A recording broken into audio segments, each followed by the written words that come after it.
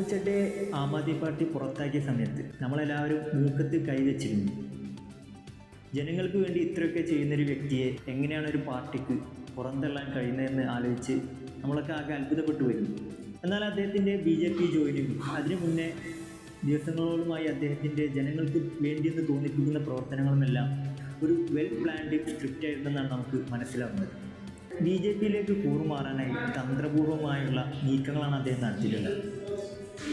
രാജ്യസഭയിൽ നിന്നും ഒരു MP പാർട്ടി മാറിയാൽ ആൻറ്റി ഡിഫെക്ഷൻ ലോ പ്രകാരം അദ്ദേഹത്തിൻ്റെ രാജ്യസഭാംഗത്വം നഷ്ടമാകും. എന്നാൽ ഒരു പാർട്ടിയുടെ 2/3 ഭാഗം പേരും പാർട്ടി മാറുകയാണെന്നുണ്ടെങ്കിൽ ആ രാജ്യസഭാംഗത്വം നഷ്ടമാവുകയുമില്ല, അദ്ദേഹത്തിന് പുതിയ പാർട്ടിയിലേക്ക് മാറുകയും ചെയ്യും. ഇതടിസ്ഥാനത്തിലാണ് തൻ്റെ കൂടെ 6 പേരെയും കൂട്ടി BJPയുടെ പാളയത്തിലേക്ക് അദ്ദേഹം കടന്നുപോയിട്ടുള്ളത്. ഇനി ജനങ്ങൾക്ക് വേണ്ടി അദ്ദേഹം ശബ്ദിച്ചെന്ന് തോന്നുന്ന കാര്യങ്ങളൊക്കെ തന്നെ, ഒന്ന്, എയർപോർട്ടിലുള്ള 200 രൂപയുടെ ചായ 10 രൂപയിലേക്ക് മാറ്റുക, 28 ദിവസത്തെ നെറ്റ് റീചാർജ് 30 ദിവസത്തേക്ക് നീട്ടുക. ഈ തീരുമാനങ്ങളെല്ലാം അതാത് കമ്പനികളും സർക്കാരുമൊക്കെ ഇടപെട്ട് നേരത്തെ തീരുമാനിച്ചിട്ടുള്ളതായിരുന്നു.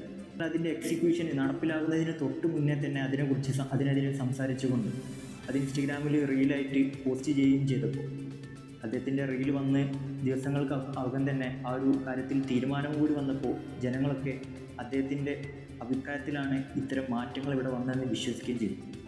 എന്നാൽ അദ്ദേഹത്തിൻ്റെ യഥാർത്ഥ മുഖം നമുക്ക് വ്യക്തമാകുന്നത് രാജ്യസുരക്ഷയും രാജ്യത്തിൻ്റെ അഖണ്ഡതയും ബാധിക്കുന്ന വിഷയങ്ങളിലുള്ള അദ്ദേഹത്തിൻ്റെ നിലപാടുകളിലാണ്.